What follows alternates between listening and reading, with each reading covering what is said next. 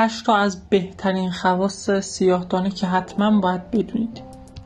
هلو گایز، چطورید بچه‌ها؟ داخل این ویدیو سعی می‌کنیم که با هم به 8 تا از فوق‌العاده‌ترین خواص سیاه‌دانه بپردازیم و این سیاه‌دانه رو با هم بررسی بکنیم. سیاه‌دانه به عنوان یکی از قدیمی‌ترین و معروف‌ترین گیاهان دارویی شناخته میشه و در طول تاریخ به عنوان درمان بسیاری از بیماری‌ها و مشکلات سلامتی ازش استفاده شده که در ادامه به 8 تا از خواص شگفت‌انگیز این ماده می‌پردازیم. اولین خاصیتی که داره تقویت سیستم ایمنی بدنه. سیاه‌دانه به عنوان یک تقویت کننده سیستم ایمنی بدن شناخته میشه و مصرف مرتب سیاه‌دانه میتونه که به افزایش تولید سلول‌های سفید خون و بهبود عملکرد سیستم ایمنی کمک بکنه. دومین خاصیتش ضد التهاب بودنه. ترکیبات فعال موجود در سیاه‌دانه دارای خواص ضد التهابی قوی هستند.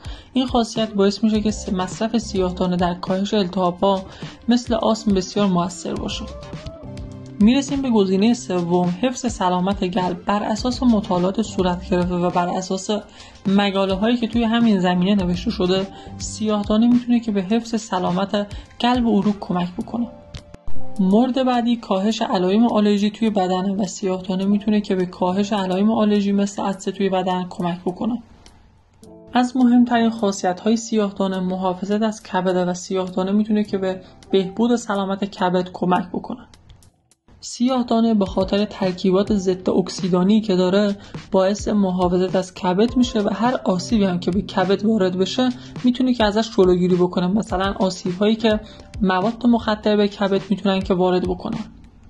ششمین مورد تسریع فرایند بهبود بخشه و خواص ضد باکتریال و ضد قارچ سیاه‌دانه میتونه که در فرایند بهبود بخشی از بیماری‌ها و زخم‌ها خیلی مؤثر واقع بشه و این مورد رو خیلی تسریع ببخشه. مورد هفتم سلامت پوسته و سیاه‌دانه میتونه که برای حفظ سلامت پوست خیلی مفید باشه و مورد آخر تقویت حافظه و کاهش خستگی ذهن. و بر اساس مورد هشتم یعنی تقویت حافظه و کاهش خستگی ذهن میتونه که برای دانشجویان و دانش آموزان خیلی موثر باشه و اگر که هر کسی میخواد از نظر ذهنی کمی تقویت بشه و بهتر بتونه که امتحانات خودش رو پاس بکنه میتونه که از این ماده استفاده بکنه.